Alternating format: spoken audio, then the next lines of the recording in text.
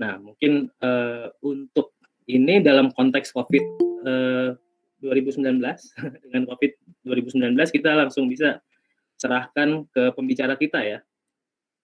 Silakan Bang Imam. Ini langsung aja nih ya? Iya, ya silakan. Oke, pertama terima kasih sudah diundang diskusi. Sebenarnya saya pikir awalnya waktu diminta untuk bicara di sini akan jadi diskusi santai gitu ya, sambil ngobrol-ngobrol ya, nggak usah terlalu serius-serius banget gitu lah ya, maksudnya. Santai, ini santai sebetulnya. Ternyata tiba-tiba begitu dikirim, mesti bikin PowerPoint segala macam, serius sekali ya. Tapi itu oke lah. Kita coba untuk santai, agak nggak terlalu berat, karena yang diomongin mungkin juga sebagian besar sudah cukup pernah belajar, paling nggak ya pernah dengar, dan sebagian mungkin juga merasa pembicaraan ini mungkin pembicaraan yang agak berat dan menyebalkan mungkin.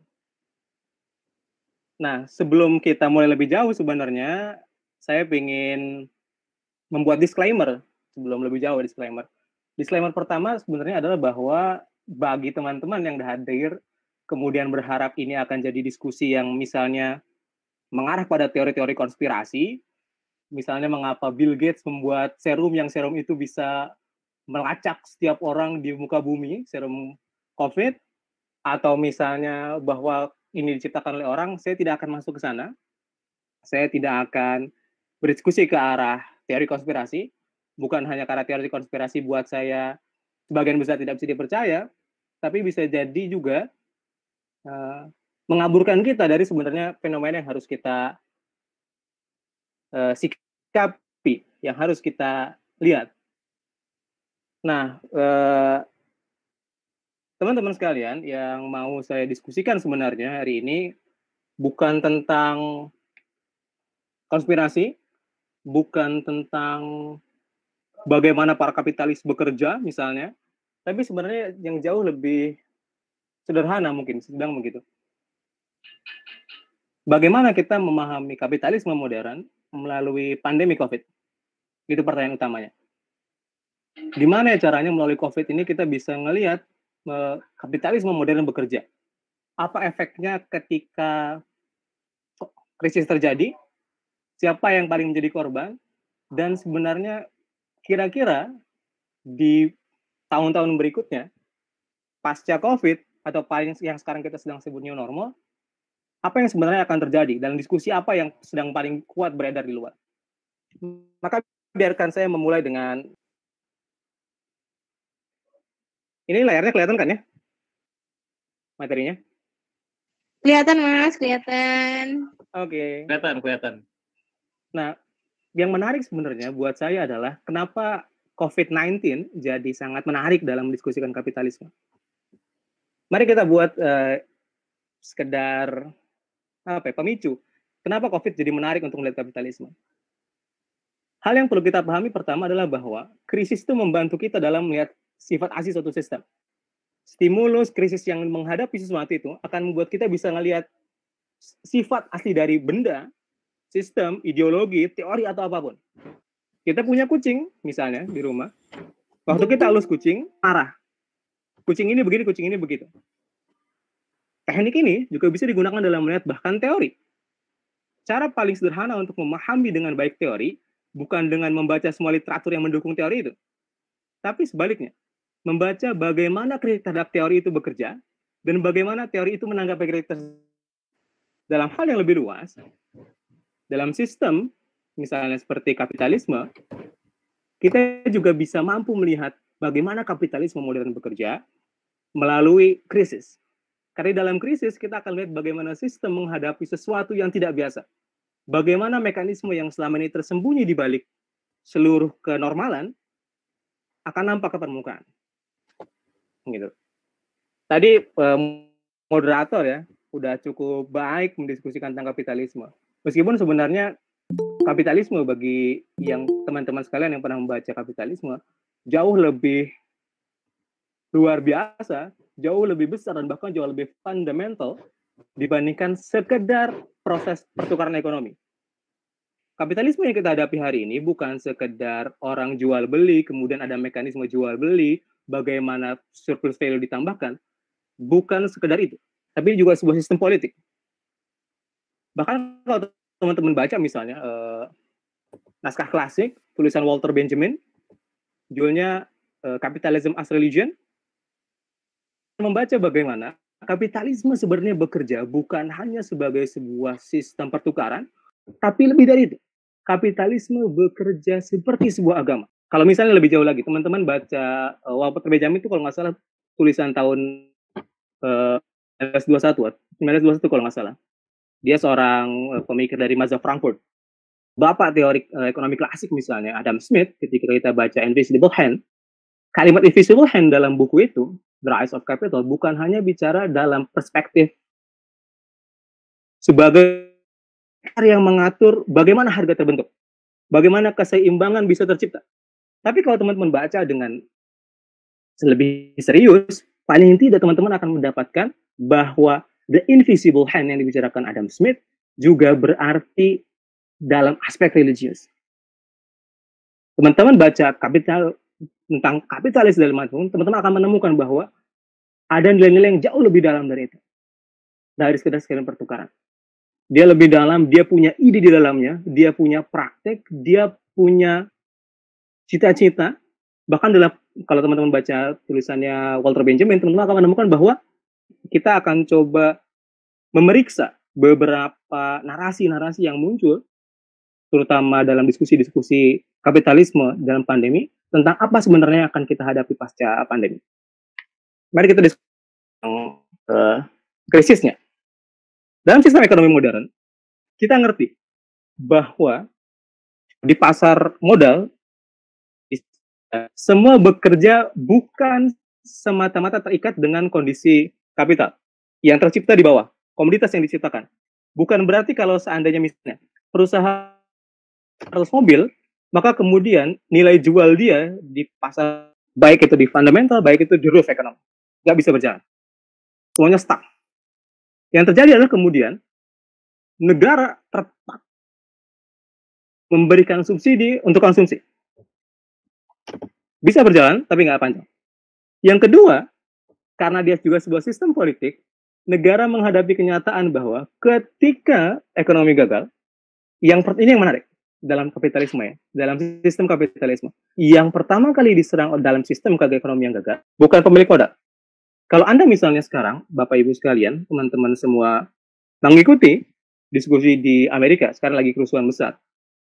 Dia bukan hanya bicara tentang kekerasan rasial, Indonesia sekarang, dan sebenarnya juga diperburuk dengan kondisi politik Indonesia. Orang-orang dipaksa dalam tanda kutip, merefer tentang pengalaman krisis di masa lalu. Makanya kita nggak aneh kemudian kalau banyak mendengar anekdot menarik di masyarakat tentang kalimat sebelum mati karena virus, kita mati karena lapar. Karena memori mereka langsung merefer kepada kejadian di mana mereka sulit makan, di 98 misalnya. Mari kita diskusi tentang para pekerjanya. Ini jadi menarik dalam diskusi ini. Dalam kondisi biasa, kita melihat kapitalisme itu kan pasti dalam kondisi yang antagonistik binari antara kapitalis dan para pekerja. Misalnya, para teori kritis selalu menempatkan pekerja sebagai subjek utama. Yang selalu dalam konteks kapitalis punya posisi yang lemah. Kita lihat mengenai Indonesia, data Indonesia. Diambil di bulan April dan bulan Mei. Di bulan April, Kementerian Tenaga Kerja mengatakan bahwa hampir 3 juta karyawan dirumahkan karena PHK. PHK dengan pengertian pemutusan hubungan kerja. Tapi Kadin pada saat yang hampir bersamaan mengeluarkan data yang jauh lebih mencengangkan. 15 juta orang ter-PHK kemungkinan karena COVID. Di titik ini kemudian kita jadi mengerti bahwa salah satu kelemahan yang paling serius yang harus dihadapi oleh kapitalisme modern adalah bukan lemahnya pekerja di hadapan pengusaha. Lebih jauh dari itu, kita juga bicara tentang bagaimana di sistem kapitalisme modern sekarang, bahkan pekerja, para buruh itu, tidak punya kepastian terhadap pekerjaannya. Jadi relasinya bukan lagi terhadap pemberi pekerjaan, para pengusaha misalnya, tapi terhadap pekerjaan itu sendiri. Posisi yang sangat lemah mungkin mereka untuk putus. Bentar berakhir.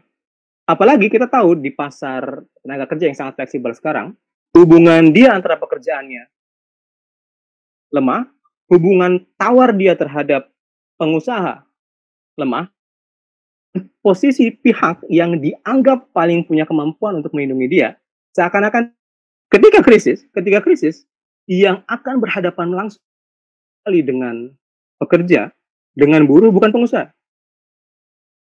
tapi pemerintah.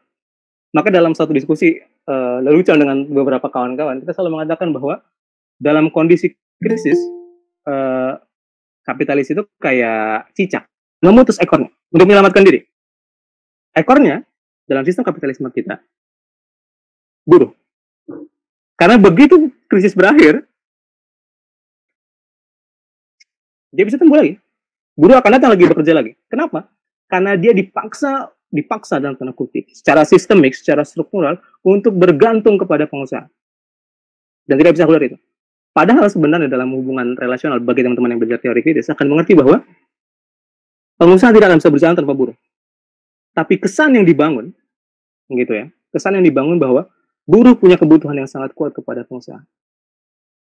Dalam hal yang lebih jauh, mari kita diskusi misalnya, lelucon-leluconnya misalnya, ini kalau seandainya misalnya dalam satu RUU yang lagi menarik belakangan, misalnya RUU Omnibus Law, di mana posisi buruh menjadi jauh lebih lemah dibandingkan yang sekarang, maka posisi itu artinya dalam kondisi krisis negara akan dipaksa untuk menghadapi masyarakatnya sendiri, menghadapi rakyatnya sendiri.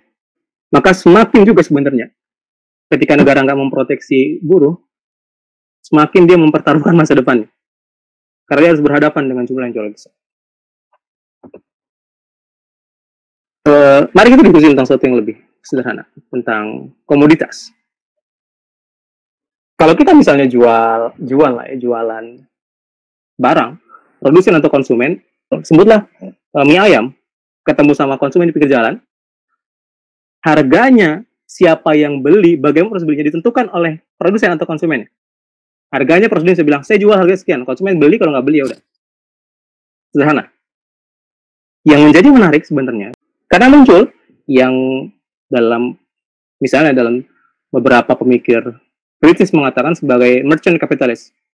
Dia bukan seperti industri kapitalis. Dia merchant kapitalis.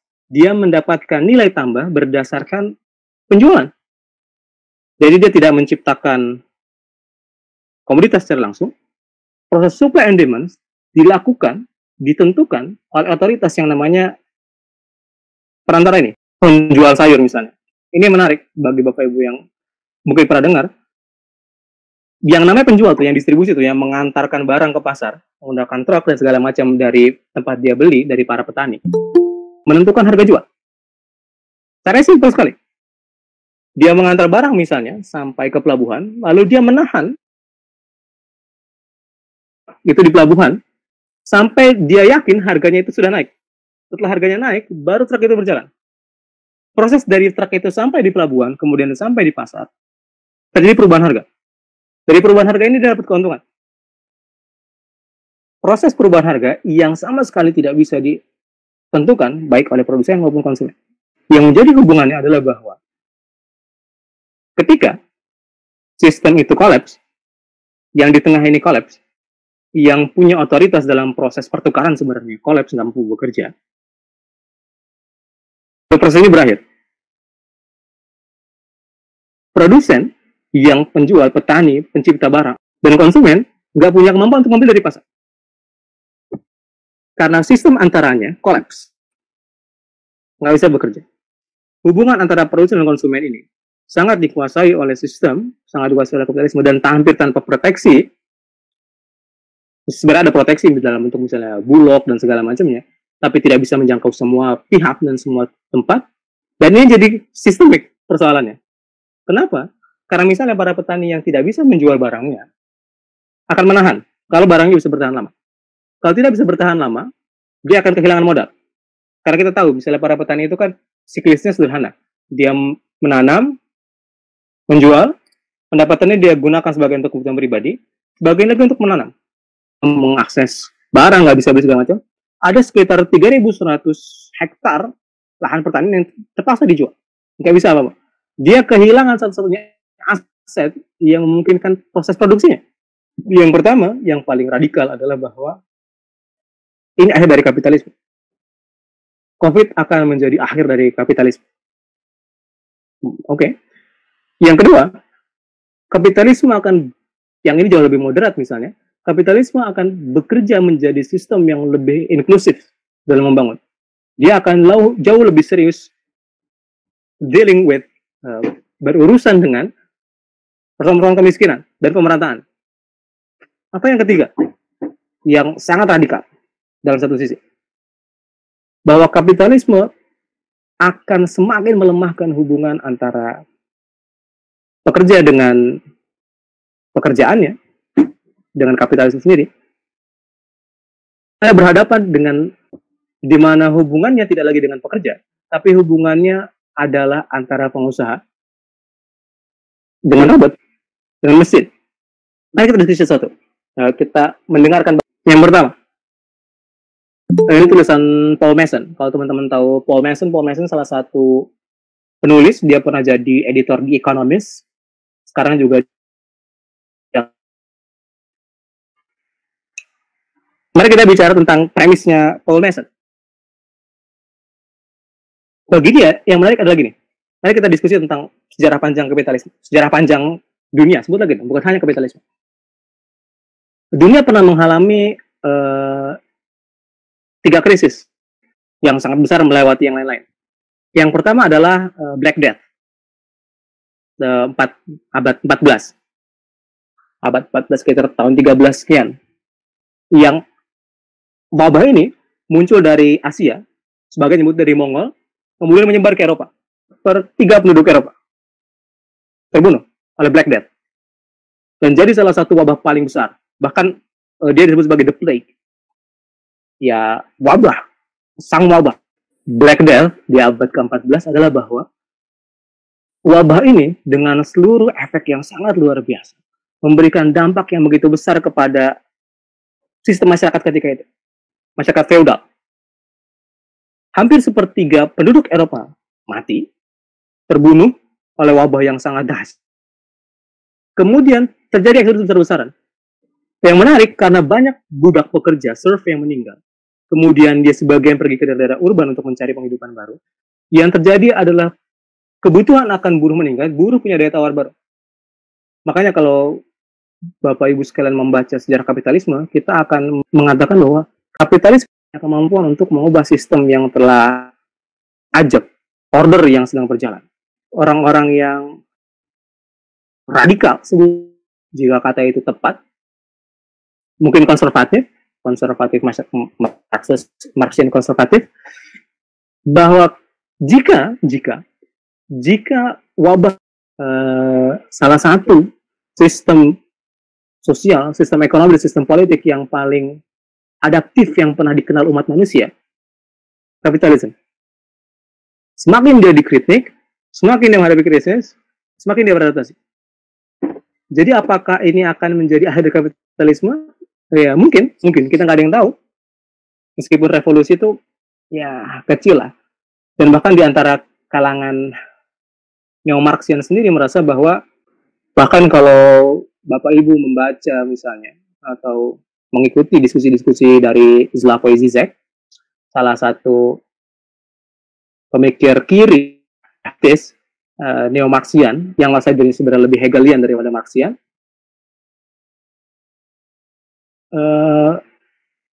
mengajak gitu ya, memprovokasi para leftist lainnya, para pemikir kiri untuk berhenti bertindak dan mulai berpikir sebenarnya apa tawaran yang paling efektif dalam menghadapi kapitalisme. Karena tawaran konservatif Marxism, para pemikir-pemikir Marxisme juga sudah bicara sejak Gramsci misalnya. Dia sudah bicara tentang bagaimana kapitalisme, dia mengkritik bagaimana Marxian bekerja. Yang kedua, menjadi kapitalisme yang automated. Ini cukup menarik diskusi ini. Bahkan kalau Anda sekalian baca Des Kapital misalnya, ketika Marx masih hidup, Des Kapital volume 1 misalnya, ketika dia membicarakan tentang hubungan antara mesin dan para pekerja, pemikiran Marx hampir bisa kita anggap tidak lagi terlalu relevan secara penuh dibicarakan hari ini. Tapi ada beberapa hal yang bisa kita ambil inspirasinya. Marx berargumen begini. Dalam masyarakat kapitalistik, hubungan antara mesin dengan buruh itu dan para pengusaha sangat menarik. Masuknya mesin menciptakan semacam imajinasi yang diciptakan oleh sistem kapitalisme dan para kapitalis. Mesin masuk dan masuknya di dalam proses produksi membantu pekerjaan buruh, membantu pekerjaan para pekerja. Yang sebenarnya yang terjadi adalah dalam skema yang lebih teoretik, yang terjadi adalah penguatan penghisapan terhadap buruh. Dan sebagian besar malah kehilangan pekerjaan. Karena sebagian pekerjaan itu diganti. Oleh kesehatan, cara kerja baru yang jauh lebih aman dalam menghadapi pandemi, dan bahkan tradisi baru. Beberapa custom nilai-nilai di antara masyarakat yang selama ini dianggap sakral, misalnya dalam hubungan orang tua dan anak, misalnya sangat tidak sopan seorang anak pulang ke rumah kemudian gak cium tangan orang tuanya, atau gak sopan orang tua pulang kemudian mencium tangan orang tuanya, harus berubah. Oke, menarik. Tanpa kapital, tanpa prasarana, tanpa modal itu, orang gak bisa beradaptasi. Kelas menengah yang bekerja di kantoran, bagi dia tidak terlalu sulit untuk beradaptasi. Gaya hidupnya dia tinggal mengubah, misalnya di depan dia menciptakan wastafel atau tempat cuci tangan. Dia pagi sarapan makan bergizi, dia mengubah alokasi anggaran kesehariannya dengan mengubah dietnya, pola makannya, berolahraga lebih teratur, bahkan dalam diskusi sekarang berolahraga dari rumah, yoga dari rumah. It's okay, dia bisa bekerja. Tapi mari kita mengubah, misalnya kepada tukang bubur ayam, sebutlah kita mengambil contoh yang paling sederhana, tukang bubur ayam. Jualan sehari 2 shift, sebutlah 2 shift. Pagi dengan sore. Harian dia yang dilakukan, dia akan mulai bangun di sekitar jam 3 atau jam 4, kemudian dia akan mulai memasak. Karena bubur ayam butuh dimasak lebih panjang. Lalu dia akan keluar dari rumahnya sekitar jam 5 atau jam setengah 6 paling lambat, karena dia harus mulai jualan sekitar 6 atau jam 7 dengan penghasilan yang tidak seberapa. Bayangkan orang-orang ini diminta untuk beradaptasi dengan gaya hidup makanan yang lebih bergizi, tidur 8 jam sehari untuk memastikan menjaga imunitas, punya asupan kehidupan yang baik, rajin berolahraga. Bagaimana caranya? Skenario macam apa yang disediakan untuk orang-orang semacam ini? Untuk tukang somai yang setiap hari harus berjualan di pinggir jalan, dia tinggal mungkin tiba di online shop, misalnya. Karena berjualan online shop bukan cuma butuh keinginan, tapi dia juga butuh kapital. Dia butuh akses terhadap internet. Ketika kita mengeneralisasi seakan-akan seluruh populasi ini hidup dengan kualitas kelas menengah yang sangat mudah beradaptasi dengan seluruh kebutuhan itu, kita akan menemukan kondisi di mana ketika kelas bawah gagal beradaptasi, kemudian dia menjadi sumber, misalnya second wave, yang terjadi adalah dia akan disalahkan karena dianggap tidak taat, dianggap menjadi sumber dari penyakit, dianggap bersalah. Tentu mengerikan, karena sekelompok orang dalam suatu masyarakat, karena kendala strukturalnya, dianggap menjadi bersalah, menjadi devian, hanya karena ketidakmampuannya dalam beradaptasi, yang bukan sesuatu yang dia inginkan. Itu kenapa yang saya pikir, Bapak Ibu sekalian yang mungkin punya kemampuan untuk mendiskusikan itu, maka diskusi kita tidak hanya berpihak kepada penyediaan protokol, menciptakan protokol yang bersifat constraining, memaksa, mendesak, mendorong, mengikat, tapi juga sebuah skenario yang bersifat enabling, memungkinkan orang-orang yang menjadi sumber, target, subjek dari adaptasi dan inovasi itu, punya kemampuan untuk melakukan itu. Hanya melalui skema yang lebih berpihak pada kelompok rentan, kita baru benar-benar bisa menciptakan sebuah new normal yang inklusif, yang punya efek dan punya dampak kepada semua pihak. Bukan sekedar new normal. Saya pikir itu kali ya diskusinya, materinya mungkin juga saya juga mohon maaf Saya pikir akan lebih menarik kalau kita diskusi kali ya. Saya mikir itu. Oke. Terima kasih. Sebelum ke pertanyaan, mungkin ini banyak yang mengingatkan saya kayak misalnya ketergantungan buruh atas kapital itu ya, karena mereka nggak menguasai alat-alat produksi, terus kayak hal-hal kayak kapitalis merchant dan kapitalis industrial. Terima kasih sudah mengingatkan, karena kalau saya pinjem kalimat dari Kunio Yoshihara itu, kapitalis merchant itu mungkin seperti pemburu rente ya, para rent seeker itu ya. Rent seeker. Kalau bahasanya Kunio itu kan kapitalisme semu, itu kapitalisme palsu. Dan saya juga teringat sama J.H. Buke yang dia bilang ada dua ekonomi ya, ada ekonomi atas, ekonomi bawah, dan dalam setiap krisis selama ini ekonomi bawah, orang-orang yang ada di bawah, yang sektor informal itulah yang menopang ekonomi dunia gitu kan. Dan bagaimana dengan COVID ketika orang-orang ini juga yang menjadi korban gitu. Nah, untuk sekarang ini kita langsung saja buka pertanyaan, dan ini sudah ada dari Pak Ruslan ya. Silakan Pak Ruslan untuk dibuka mikrofonnya, dan silakan untuk bertanya atau menanggapi. Baik, Assalamualaikum warahmatullahi wabarakatuh. Waalaikumsalam. Pak Khairul Imam, Khairul Umam ya. Imam, Pak. Imam. Terima kasih presentasi yang sangat luar biasa, jujur. Dan selama saya ikut webinar, kayaknya ini lebih menarik karena Pak Khairul itu ngomongnya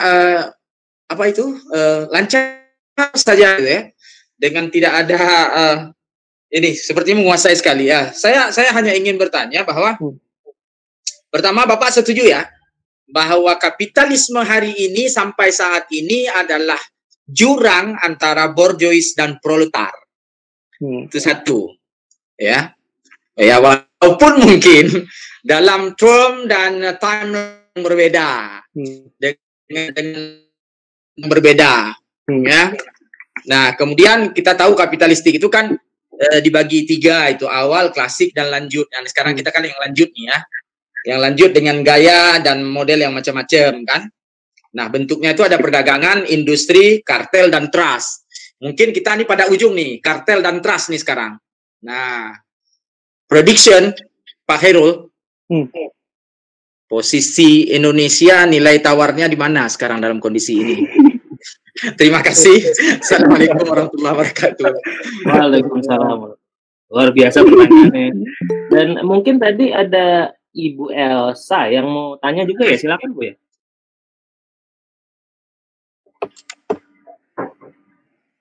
Halo?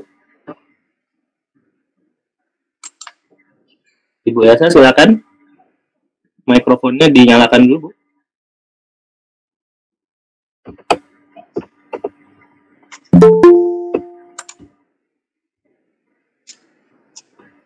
Mungkin tersendat ya. Bagi yang mau mengantri untuk bertanya, silakan ya di chat dulu.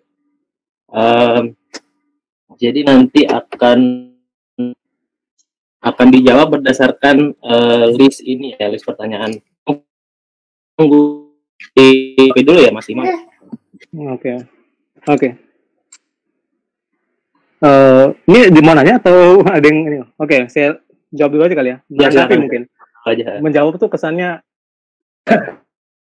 kapasitas untuk memberikan jawaban yang paling tepat. Mungkin terlalu berlebihan kalau kayak gitu. Saya ingin ini sebagai sebuah diskusi lah ya, sebagai sebuah diskusi. Dan paling tidak posisi teoretik saya dalam melihat kapitalisme modern hari ini. Pertama, kalau ditanya dalam pertanyaan yang sangat, saya pikir teoretik, misalnya sebutlah begitu, apakah kapitalisme hari ini sebenarnya jurang antara borjuis dengan proletar? Ini jadi menarik. Salah satu diskusi yang paling menarik saya pikir di antara seluruh batang tubuh pemikiran kelompok kritis, sebut begitu, adalah diskusi tentang ini. Diskusi tentang sifat deterministik binari dan antara bourgeois dengan proletar.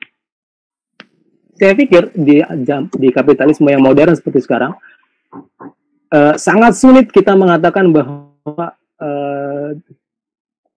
aktor yang paling kuat dan aktor yang berperan dalam peristiwa ketegangan sejarah ini, yang Marx sebut sebagai pertentangan kelas.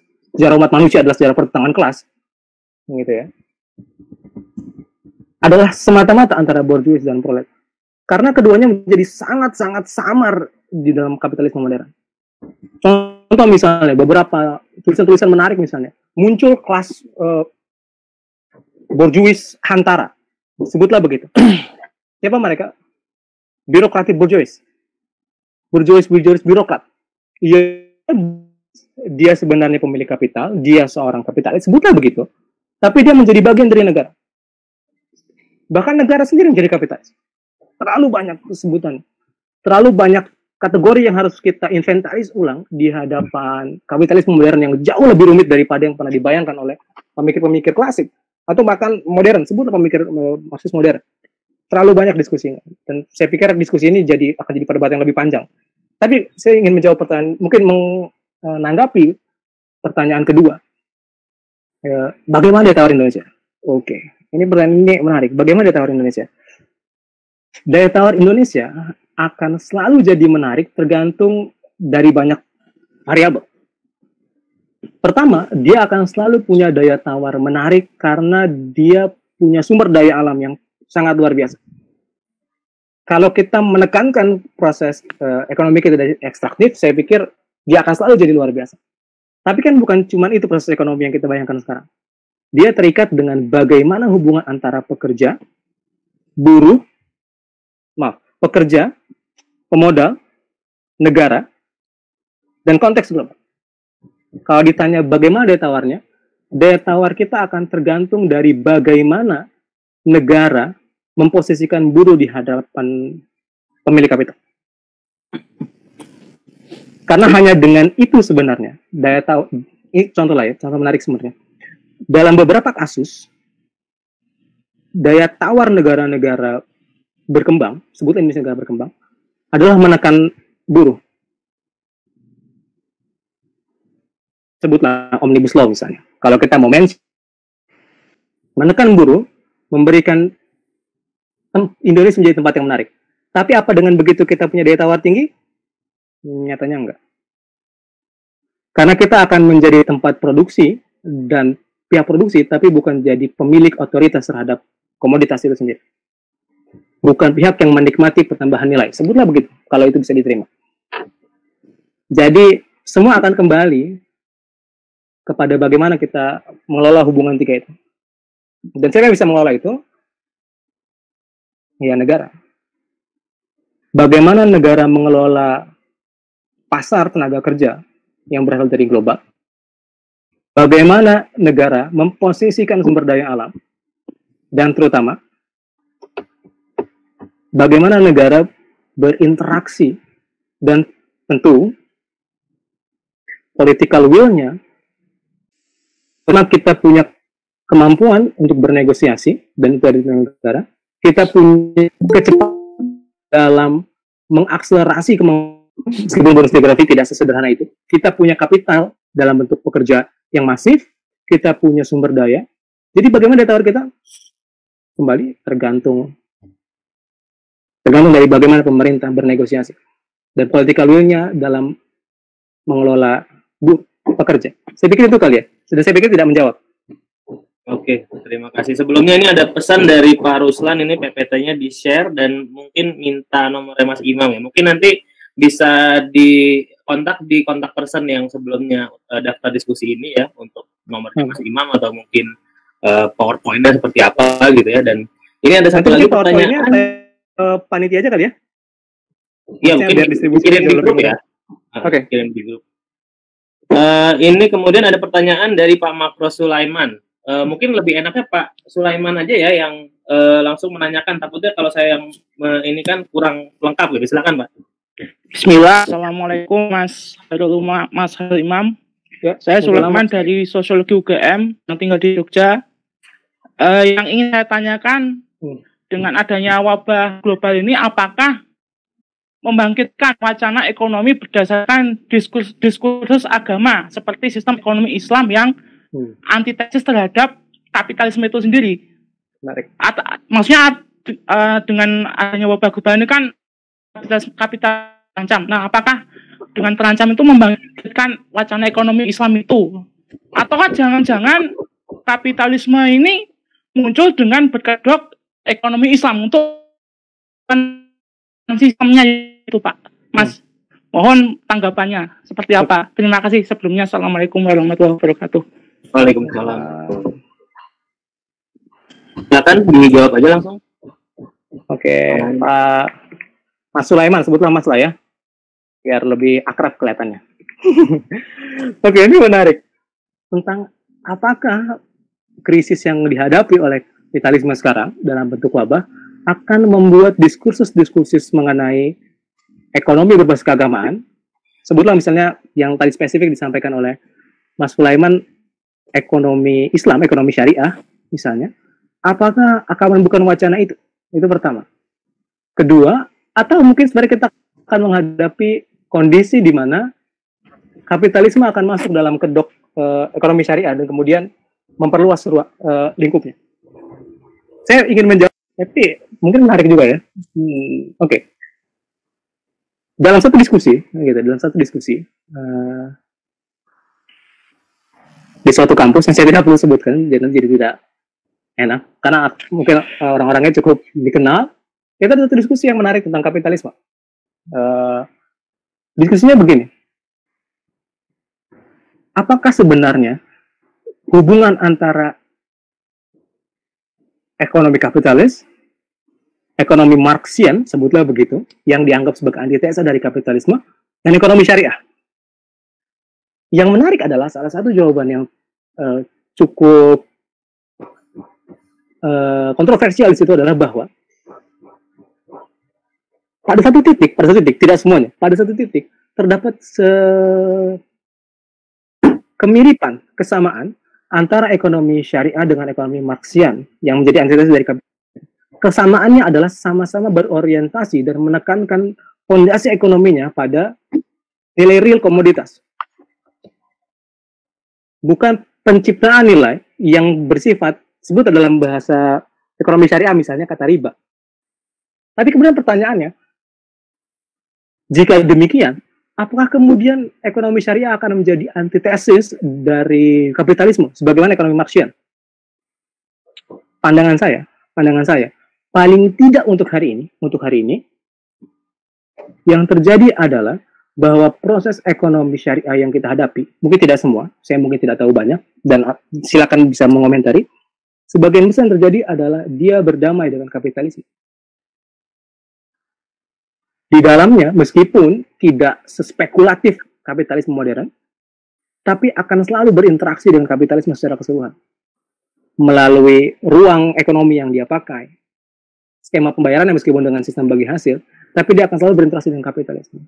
Mungkinkah dia akan timbul, dan saya pikir gerakan itu sudah muncul bahkan sebelum COVID, iya, mungkin timbul, tapi apakah dia akan mampu menjadi taoisme? Hari ini saya pikir belum mampu. Kenapa? Karena kita belum menemukan tawaran konkret yang mampu menyelesaikan secara sistemik persoalan-persoalan di level global. Itu yang pertama. Yang kedua, kita perlu sadar bahwa hubungan antara ide kapitalisme dengan ide apapun, ekonomi syariah, ekonomi Marxian, bukan sekedar hubungan logika di ruang diskusi. Di dalamnya juga ada relasi kuasa tentang siapa yang punya kepentingan dan lebih punya otoritas dalam menentukan proses ekonomi. Selama ide ekonomi apapun belum punya kemampuan di level otoritas itu untuk bertanding di level narasi dan di level solusi dan bahkan di level praktik, rasanya akan sangat sulit untuk melawan ekonomi kapitalisme. Tapi apakah kita harus berhenti mengkritik, sebutlah begitu? Saya pikir enggak. Saya orang yang percaya bahwa kapitalisme bukan akhir dari sejarah. Sebagaimana Fukuyama mengatakan bahwa demokrasi adalah the end of history. Dan kalau kita baca Fukuyama sebenarnya yang disebut sebagai demokrasi sebenarnya adalah kapitalisme. Democratic in capitalism. Capitalism in democratic society. Apakah itu akhir? Saya pikir enggak. Akan selalu ada kesempatan kritik. Selama kita belum puas aja. Mungkin itu kali ya. Mungkin, tapi mungkin belum punya cukup kapasitas untuk menjadi counter naratif di level yang setara dengan kapitalisme. Mungkin itu. Oke, terima kasih Mas Imam. Setelah ini Pak Alimin dan Mbak Elsa dulu ya. Mungkin silakan Pak Alimin. Ini jadi banyak yang nanya ya. Aduh. Tuh, Pak Alimin. Mungkin Mbak Elsa dulu ya, biar cepat ya. Mbak Elsa silakan. Mbak Elsa. Ya, siap. Ya, Assalamualaikum warahmatullahi wabarakatuh. Waalaikumsalam warahmatullahi wabarakatuh. Bismillahirrahmanirrahim. Begini Pak, tadi sehubungan dengan yang Pak Imam bicarakan, bahwa pasca COVID-19 taraf kerja kapitalis akan berubah. Salah satunya akan melemahkan hubungan antara pekerja dengan kapitalisme itu sendiri. Nah, sehubungan dengan web yang saya pernah baca, diutarakan bahwa sistem pasar bebas telah terbukti tidak mampu pekerja dari pandemi saat ini. Nah, ini karena kapitalisme dirancang bukan untuk memenuhi kebutuhan manusia, tetapi untuk tetap meraup profit. Nah, bagaimana menurut pandangan Pak Iman sendiri akan hal ini? Dan langkah atau solusi apa sih Pak? Aja, terima kasih. Oke, terima kasih Mbak Elsa. Mungkin Pak Alimin kita panggil lagi ya untuk dijawab sekalian gitu. Halo Pak. Belum ada ya, mungkin Pak Muhammad Tobar dari Sulsel, silakan Pak. Pak Muhammad Tobar.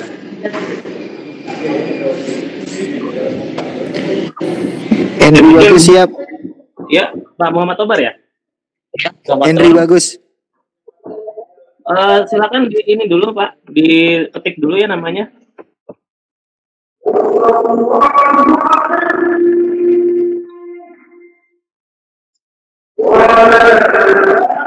Mungkin bisa di-mute. Halo Mas. Iya. Pak Henry ya? Bisa di sini kan saya izin dulu Mas ya. Oke. Ini Pak Henry tadi belum nanya ya. Silakan nanya Pak. Iya. Baik, saya dulu atau Pak Toba dulu nih? Bapak dulu. Tadi kan sempat. Oke, baik. Saya di sini hanya ingin mengharapkan mendapatkan pencerahan karena saya punya pemikiran bahwasannya kondisi new normal ini adalah salah satu dorongan dari kapitalisme yang menginginkan eksistensi mereka itu semakin meluas. Kemudian kita bisa melihat bahwasanya media-media, teknologi-teknologi yang dikuasai oleh kapitalis ini mencoba kembali menjajah lagi kaum-kaum yang belum menengah ke bawah dengan tuntutan penggunaan teknologi-teknologi yang dikuasai sama kapitalis. Apakah cara berpikir saya ini sesuai dengan kondisi real saat ini yang terjadi ketika new normal ini dipaksakan secara tidak langsung menengah ke bawah jadi korban dari yang desain oleh kaum kapitalis di bidang teknik. Nah, kira-kira bagaimana menurut pendapat Abang dah? Terima kasih. Ya. Oke, terima kasih. Ini mungkin ada satu lagi ya dari Pak Alimin. Pak Alimin, silakan langsung aja Pak supaya lebih jelas dibicarakan. Halo, Pak Alimin.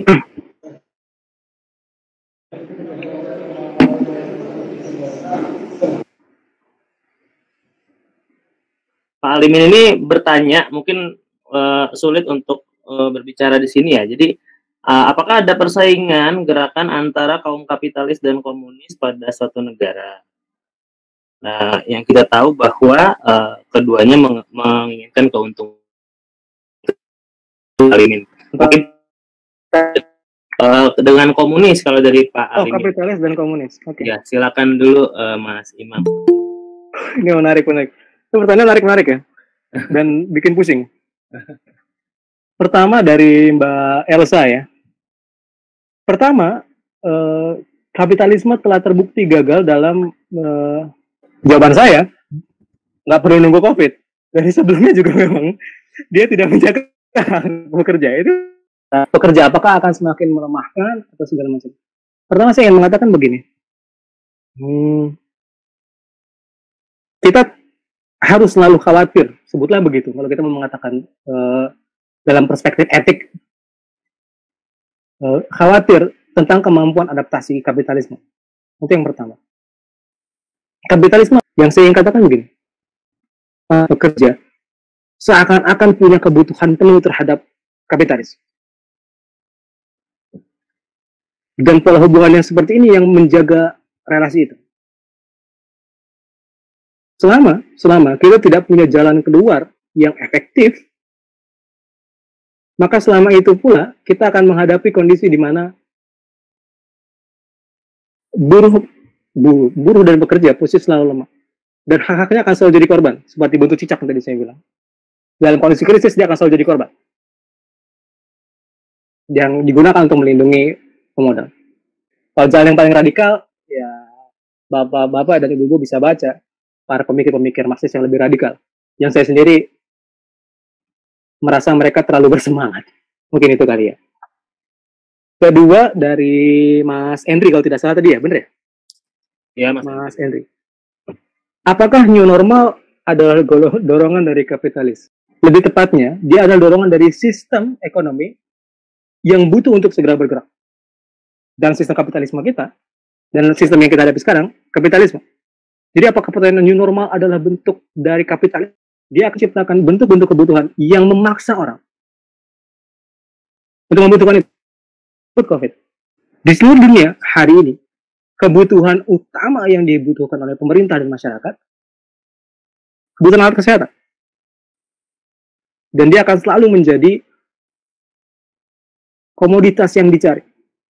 Dan komoditas yang dengan cepat diproduksi oleh kapitalisme untuk membangun kaki.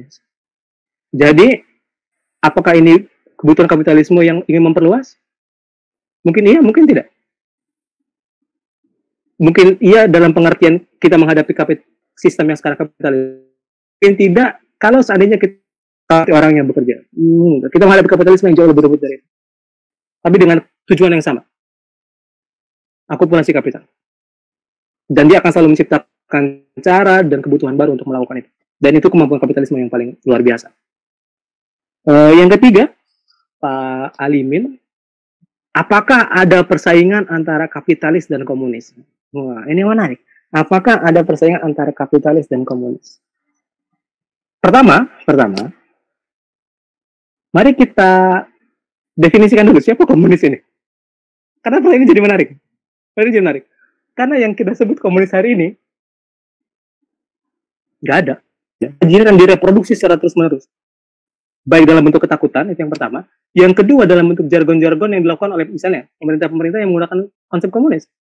Anda tanya, Anda cari misalnya, apakah ada negara yang betul-betul komunis? Nope. Yang ada, misalnya Cina. Cina adalah negara kapitalistik yang mendekati liberal dengan sistem pemerintahan yang otoritarian. Apakah dia komunis? Nope. Hampir seluruh skenario dan strategi ekonominya liberal kapitalistik. Itu yang pertama. Rusia. Apakah Rusia komunis? Strateginya Rusia sekarang komunis. Kapitalis. Dengan otoritarianisme. Sama seperti Korea Utara. Korea Utara melakukan otoritarianisme dan memaksa pekerja menggunakan otoritarianismenya, tapi dia berinteraksi dengan dunia menggunakan sistem yang mendekati kapitalis.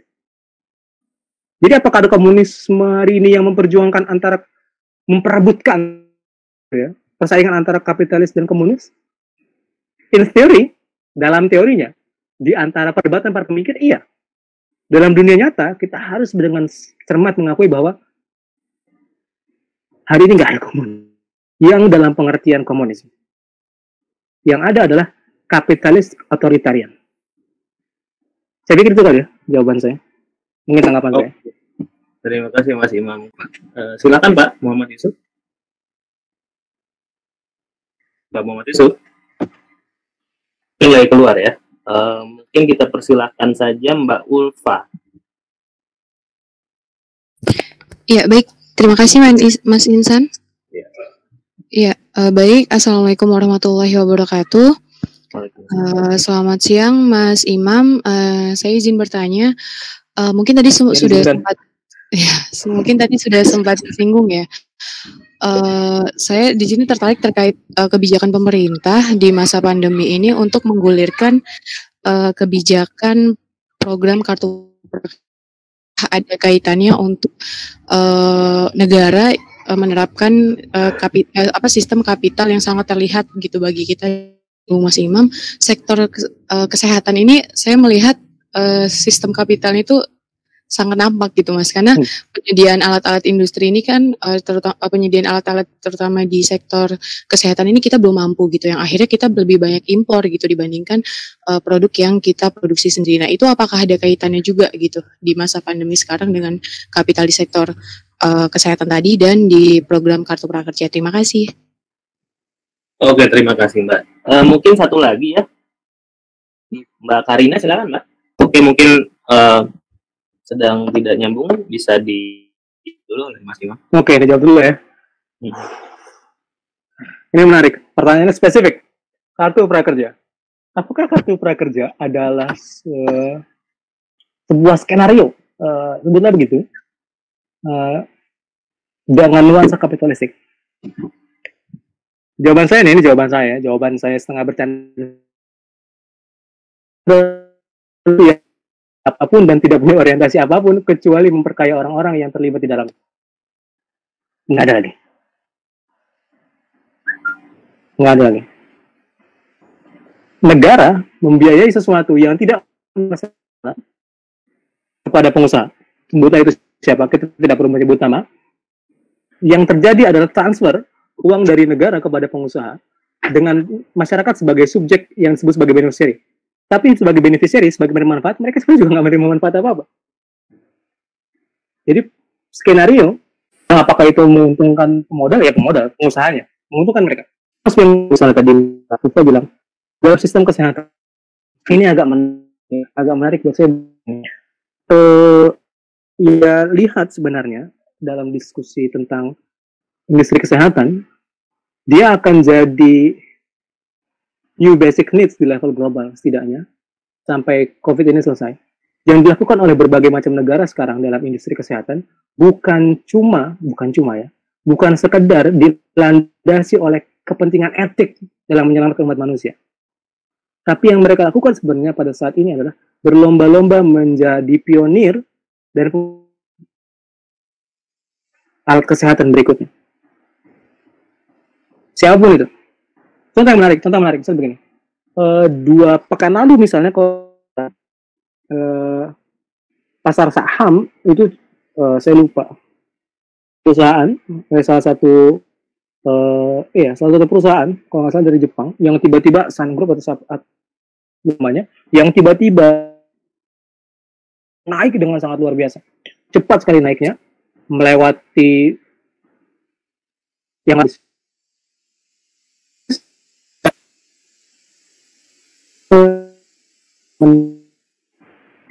Vaksin.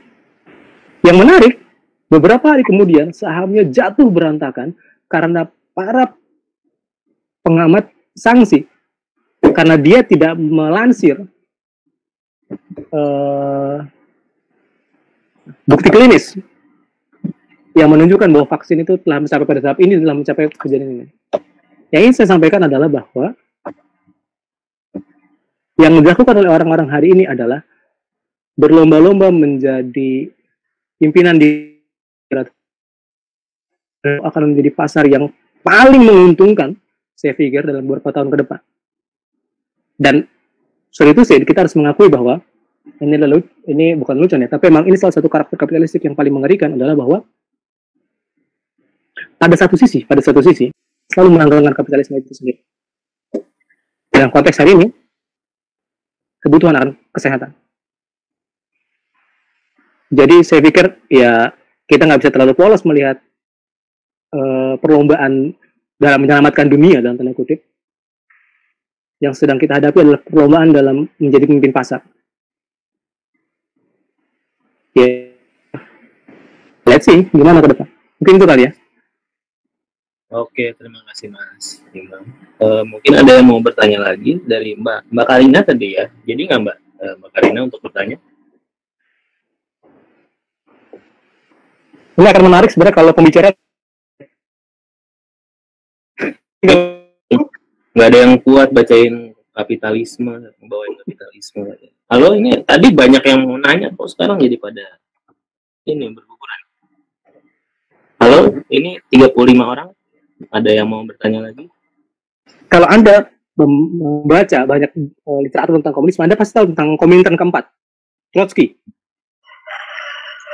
Ia mengkritik keras kebijakan Soviet ketika itu. Kemudian dia membangun Komintern yang menjadi kritik terhadap komunisme yang dilakukan oleh Soviet. Bayangkan, seorang komunis mengkritik.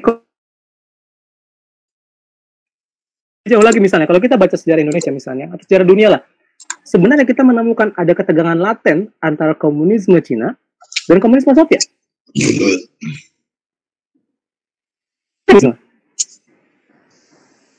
Saya bilang, semuanya berusaha. Kalau pertanyaan lebih jauh lagi, apakah komunisme memang cita-cita penting yang diperjuangkan? Ya, kembali kepada Anda yang membaca. Saya pikir itu kali ya. Oke. Mas Henry mau bertanya lagi ya Mas ya? Oke, boleh. Terima kasih. Boleh? Ya, silakan. Ya, saya coba untuk merefleksikan fenomena kapitalis dengan aparat birokrat. Ya, kita bisa lihat contoh pembagian sembako ya. Sembako itu biasanya pemerintah, kalau di daerah saya, pemerintah itu dia beli di distributor besar, yang mana tentu kita tahu siapa mereka ya kan. Kita tahu siapa mereka. Mungkin di daerah lain sama. Kemudian juga dengan harga yang katanya dapat subsidi, harganya itu juga tinggi. Posisi yang cenderung menguntungkan pihak kapital yang dalam tanda kutipnya itu yang berpikir bahwasanya ini adalah peluang untuk mencari rente, nah itu dimanfaatkan dengan baik. Dengan adanya kebijakan bagi-bagi sembako. Bayangin yang dibaginya apa? Indomie, ya kan? Beras, kemudian apa lagi, susu kental manis, telur ya. Oke lah, ada beberapa yang memiliki nilai gizi, tapi kan ada juga yang merusak kesehatan jadinya kan. Jadi banyak makan micin masyarakat kita yang dapat bantuan itu. Ya, udah makan micin dari mie instan. Nah, sekarang kita lihat udahlah kondisi masyarakat kelas bawah itu udah banyak yang kita kritisi. Maka saya adalah orang yang tidak pernah setuju dengan metode pembagian ada unsur-unsur nakalnya di dalam. Nah, saya lebih cenderung suka kalau ada yang menggunakan BLT dengan bantuan langsung tunai, dikasih duit, masyarakat bisa memberdayakan pedagang kecil lainnya. Berdayakan, kita bisa belanja di sana yang dapat bantu, sehingga bisa masyarakat menengah ke bawahnya bisa memiliki apa ya, kekuatan finansial lagi karena banyak yang beli. Ini enggak dikasih sembako, ini juga jadi fenomena unik. Mungkin di tempat lain juga sama seperti itu kira-kira. Mungkin bareng lah kira-kira ya. Terima kasih. Oke, terima kasih. Mungkin bisa langsung ditanggapi oleh. Mungkin moderator mau menanggapi. Dan kemudian dari Pak Sulaiman mau bertanya lagi. Coba saya baca dulu ya. Laju pola atau sistem ekonomi model apa yang cocok untuk menopang ketahanan bangsa Indonesia di tengah dinamika kapitalisme ketika ada wabah global? Apakah mungkin kembali ke pragmatisme ekonomi, yaitu ekonomi Pancasila? Ekonomi Pancasila itu sebenarnya apa juga ya? Mau jadi ditanggapi oleh Mas Imam ya? Pertanyaan kayak gini, karena dia bertanya sekaligus dengan jawabannya. Jadi nggak terlalu pusing kita menanggapi. Ini yang saya bahas normal, sepintas dan normal. Dan terima kasih mengingatkan, saya jadi ingat. Sebenarnya kita perlu pikirkan bukan cuma penyediaan skema kebijakan yang mengenabling, memungkinkan kelas tapi juga sebenarnya moda produksi yang memungkinkan proses produksi itu berorientasi kepada proses produksi di masyarakat. Kalau tadi Anda ambil contoh misalnya mie instan, ya sebenarnya paling menarik adalah mie instan. Bantuan yang paling menarik di dunia ini adalah mie instan, terutama di Indonesia ya. Jadi leluconnya kan gitu. Siapa yang paling pertama nyampe kalau ada bencana? Supermi. Sebelum presiden, sebelum TNI, sebelum siapa yang paling pertama sampai Supermi. Dalam skema kebijakan kita, nggak tahu ini menjadi tradisi, kebijakan kita dalam memberikan bantuan, isinya pasti Supermi. Menariknya, Supermi itu kan dari gandum, dari tepung kan, yang kita tidak bisa produksi, impor. Jadi kita menggelontorkan banyak dana, kemudian kita menggunakan sebagiannya, saya tidak mengatakan semuanya, dari proses impor yang memperburuk neraca perdagangan. Kemudian, nah ya yang kita harus pikirkan sebenarnya adalah bagaimana kemudian kalau kita punya new normal dengan kesadaran akan yang membaik di kalangan masyarakat dan ada kebutuhan nutrisi dan beberapa komoditas yang menunjang itu, maka yang paling sekarang harus dipikirkan adalah siapapun yang sedang membuat program tentang ini menciptakan sebuah skenario di mana terjadi perputaran di antara masyarakat. Petani menghasilkan skema new normal itu. Tanpa skema itu, yang terjadi kita akan memaksa diri kita menjadi konsumen besar-besaran dari kebutuhan, dan yang saya bilang, dari penciptaan kebutuhan baru di level global. Dan itu juga sebenarnya pada satu sisi akan selalu menjadi bagian dari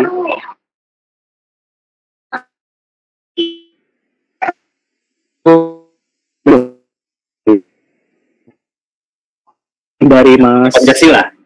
Sulaiman, Pancasila. Ini adalah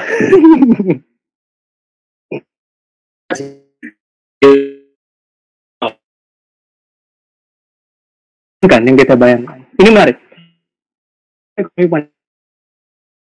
Tapi kita tidak pernah mengerti sebetulnya bagaimana bentuk praktiknya. Dari sepanjang negara ini berdiri, jargon Pancasila itu banyak. Misalnya, dari Soekarno udah bilang kan, berdikari. Berdiri atas kaki sendiri. Soeharto dengan skenario 1 GBHN, penguasaan politik melalui skenario.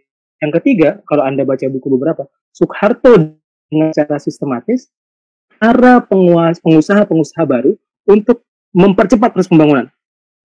Kalau Anda tanya yang kita sebut sebagai 9 naga,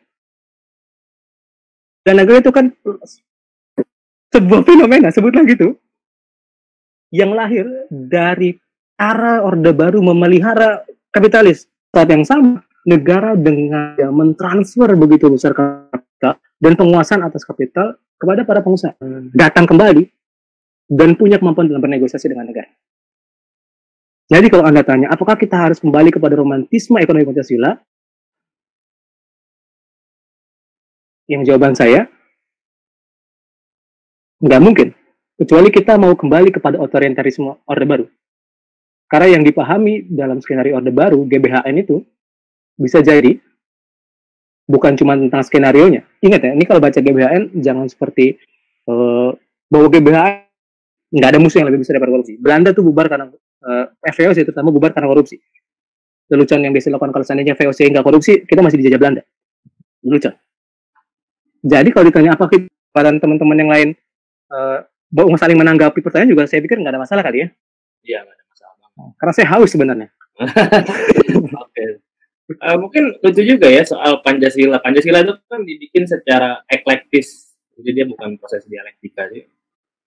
Itu nilai-nilainya campur, nilai liberal, nilai sosialisme, nilai macam-macam, ada ketuhanan juga di situ. Ada teokrasi, liberal sama sosialis dijadiin satu gitu ya. Jadi menarik juga, dan di era Orde Baru itulah awalnya oligarki lahir, dan dia mengembalikan etnis diusir oleh Rezeki Soekarno ya, ketika ada menggantikan itu dengan dalam tanda kutip kapitalis pribumi, dan kemudian ada lagi kelas kapitalis Tionghoa gitu. Ajaran secara teoritis nggak ada yang salah. Pelaku yang membuat untuk mempertahankan kekuasaan, merasa dirinya sangat Pancasilais, itulah yang kemudian membuat Pancasila itu jadi nggak ngeh gitu. Seakan-akan dijadikan barang yang begitu sangat eksklusif. Padahal wajar untuk diperbincangkan, cuman tidak perlu untuk dipertanyakan. Dia benda finish untuk saat ini sebagai sebuah konsep lambang negara. Dan itu adalah satu kebanggaan bagi negara karena kita punya itu. Nah, konsep bagian daripada keinginan-keinginan politik supaya ada blueprint seakan-akan itu dikerjakan walaupun semuanya tidak tentu benar gitu. Nah, kalau kita bicara konsep-konsep teoritis, semua konsep teoritis dalam konsep negara bagus kok. Nah, yang tidak bagus itu pelaku, ya. Politik ada etika politik loh, bagaimana kita beretika. Hati-hati loh, nanti bisa dicek ini haluan kiri gitu kan, tapi enggak gitu ya misalnya. Jadi saya melihat enggak sesuatu yang aneh. Jadi proses Pancasila menjadi apa hari ini cukup panjang, bahkan dengan adanya dua orang, Kiai Haji Agus Salim di dalam itu, Kiai Haji Wahid Hasyim, menjadi begitu ramah konsep-konsep dasar yang ada di dalam. Dia adalah jalan tengah untuk tidak kiri, untuk tidak terlalu kanan. Walaupun sebenarnya kita membuat non-blok, kita melahirkan blok sendiri. Itu ceritanya. Tambahan aja ya. Oke, ada lagi pertanyaan? Saya sudah nggak mood untuk berbicara lebih lanjut ini. Silakan. Assalamualaikum. Assalamualaikum. Ya, saya Sulaiman. Tadi ada yang belum dijawab dari pertanyaan saya tadi kan tentang ekonomi Pancasila sudah yang belum dijawab pertanyaan saya tadi, pola atau sistem ekonomi apa yang cocok untuk saat ini tengah-tengah sistem kapitalisme di tengah konteks wabah ini, Pak. Terima kasih. Oke, ini jawabannya menarik. Pertanyaan menarik ya. Pertanyaan ini akan punya jawaban yang berbeda tergantung kepada siapa ditanya, dalam kesempatan apa ditanya, dan dalam kesempatan apa. Tapi saya kata begini, ini jawaban yang tidak menjawab sebenarnya. Kalau Anda tanya, apakah saya punya tawaran, sebutlah begitu, apakah ekonomi yang paling baik untuk hari ini? Jawaban saya, nggak tahu. Yang dibutuhkan oleh para akademisi hari ini, kemudian berpikir secara serius, sebenarnya kita mau kemana? Kalau Anda meminta, saya nggak tahu. Seperti apa sistem yang paling tepat mengatakan bahwa ide yang paling punya kemampuan untuk mengikat yang harus sekarang kita jadi diskusikan, dan saya pikir ini jadi penting diskusi oleh siapapun, adalah sebenarnya bagaimana kita merumuskan. Kalau seandainya kita sepakat bahwa nilai-nilai itu akan jadi fondasi sistem ekonomi kita, sebutlah gitu, bagaimana skenario apa langkahnya? Epistemologis, sebutlah begitu kalau mau ngomong. Wes epistemologis dari skenario itu. Selama itu, yang itu sesuatu yang harus kita kembangkan bersama, saya pikir. Siapapun itu, selama dia merasa punya, saya pikir itu, kalau ditanya apakah punya jawaban hari, oke. Gitu. Terima kasih Mas Imam.